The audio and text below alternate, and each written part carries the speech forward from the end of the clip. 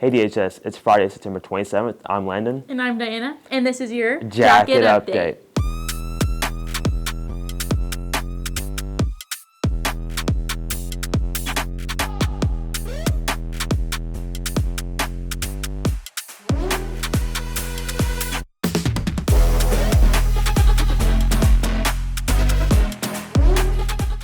Tonight, your Denison Yellow Jackets will take on Walnut Grove at Children's Health Stadium. Kickoff at 7 p.m. and the party pit theme is Hawaiian. Make sure to show up in your best tropical attire. Tuesday, volleyball takes on the Bearcats at 6 p.m. in Sherman. Next Friday is a bye week, so make sure to support your Lady Jacket volleyball teams as they take on the Coyotes at Anna High School. Do you know any past softball alumni? Our Lady Jacket softball team will be hosting an alumni game on November 9th. You can scan the QR code or find the link on the Denison Lady Jacket softball page on Facebook. We want to congratulate two of our jazz members for placing the all-regional jazz competition. Serenity Carson took third place on tenor saxophone, and Emily Griffiths took first place in both 5A and 6A on bari saxophone. Both will compete again on October 2nd with musicians all over the state. Choir recently attended the district round for Texas All-State Choir. Congratulations to Evan Wilcox and Cadence Massey, who will advance to region auditions on Tuesday. Your Yellow Jacket yearbook is on sale for $80 until November 15th. Prices will increase after that date. Join the City of Denison on October 5th for the 37th Annual Fall Festival presented by First United Bank from 9 a.m. to 4 p.m. on Main Street.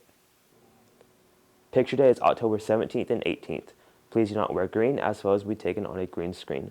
All photos will be taken through your English class, so make sure to come ready. If you have a 1st or 6th grade English, your teacher will let you know your day that photos are. The DHS Theater Department and the Thelma Braun Center for Performing Arts invites you to their production of Finding Nemo Jr., November 8th through 11th in the DHS Smith Auditorium. Tickets will be sold at the door, $10 for adults and $5 for students. This week we wanted to feature our athletic trainers. Here's KJ, Regina, and Corvette. DHS provides many unique opportunities for our students, one of which includes the Student Trainer Program led by Ms. Christian Cabello-Bowers and Dana Payne. So the athletic training program is a group of students who come and help us out on Friday nights or Tuesdays and Fridays depending on the season for volleyball and basketball. And they help us with rehab, they help us with ice bath, help us with whirlpools, treatment evaluation, watching practices for us when we can't be everywhere.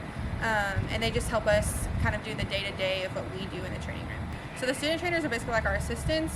Cabello and I are certified athletic trainers, meaning that we have gone to school, we've passed our exams, and then so this is what we do like as a living.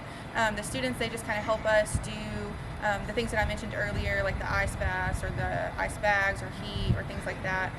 We can teach them to look out for certain things because there's more of them than there are of us, and they just kind of help us keep an eye on our kids. While it seems like a fun chance for sideline access, the program is incredibly competitive. So in March, we do a sign-up application, basically. It's like a Google form. You fill out a bunch of questions. Let us know why you're interested, why you want to pursue this, kind of what you're interested in, and then we meet with you. We have a parent meeting. We have you come out to spring football. You try it out so you know if you like it because it's a lot of work. We look and see how you work and work with the others, and then we kind of place you or accept you based on how you do during that period.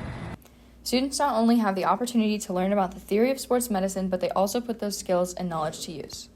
There's a lot of things you have to learn, but the main thing is just being able to pick up things quickly and getting along with the people you work with. I like how we get to be a little bit more in depth with sports, like we get to see a little bit more behind the scenes of what goes on with like injuries or just stuff like that. That gave us a great peek into what our trainers do behind the scenes. Now here's Lupe and Jade with your new teachers of DHS. My name is Yolanda Ivers, and I am the freshman counselor at Denison High School. This is my 34th year in education. I've been a teacher, an assistant principal, a counselor, a principal, and now I'm back to being a counselor again. Jim Bob Walters, and my position is a school resource officer here at Denison High School. But I've been a police officer for 28 and a half years. My name is Jessica Roberts. I am the 10th and 11th grade attendance clerk. My name is Lauren Means, and I am a fourth-year librarian. This is my first year here at Denison High School as the librarian. Well, I was in the position for 3 years, and today is the day I'm passing the torch on to Miss Means to be the librarian forever. Thank you. I'm very honored. I'm Shane Krotz, and I teach Spanish 1, 2, and 3. My name's Ms. Peters, and I teach a structured learning class for English Language Arts and Social Studies. This is my 18th year in teaching. Gavin Dawson, and I teach Algebra 1, Modified Algebra 1, Algebraic Reasoning, and then I have a college prep class. I've been teaching for 2 years. I'm Mrs. Baker, and I teach English 1. This is my first year teaching, but I've been at Denison High School this is my 4th year. I'm Deborah Graves. I teach Family and Consumer Sciences. This is my 17th year in teaching. In fact, some of the freshmen this year were my students at B. McDaniel in 5th grade. I am Miss Arthur Stinnett, and I teach chemistry and food science. I am a teacher. I've been a teacher for 5 years. I started at Scott Middle School, and now I'm at DHS, which I love. So I'm Thomas Stoddard. I teach honors in AP chemistry. This is my 4th year teaching high school. I've taught at college level and intermediate level. My first name is Samantha. My last name is Thomas. I teach Algebra 1 and Algebra 2. This is my 2nd year teaching, my 1st year at DHS.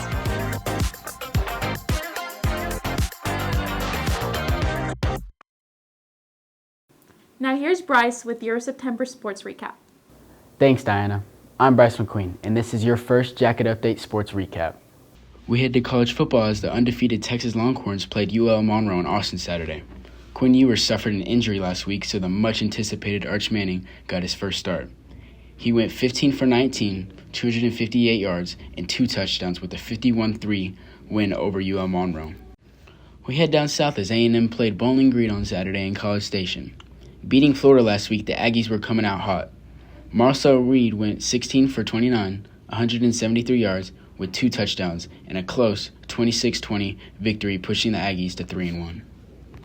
It's college game day in Norman, Oklahoma, as the undefeated Sooners take on a tough, undefeated Tennessee team. Michael Hawkins Jr. went 11 for 18, 132 yards, with 1 touchdown. But the Sooners didn't come out on top, losing 15-25, putting Tennessee still undefeated and the Sooners 3-1. America's team played the Ravens at AT&T Sunday. With the loss to the Saints last week, the team had something to prove against the Ravens. Dak went 28 for 51 with 379 yards and 2 touchdowns, while Lamar went 12 for 15 with 182 yards and 1 touchdown. But the Ravens came out on top, 28-25, pushing the Ravens to 1-2 and leaving the Cowboys 1-2. Tonight, your Denison Yellow Jackets head down to Children's Health Stadium to take on an undefeated Walnut Grove team. Kickoff's at 7, so make sure you come and support your Jackets. Back to you, Diana. Thanks, Bryce. We hope you have a great weekend, and we'll see you next month.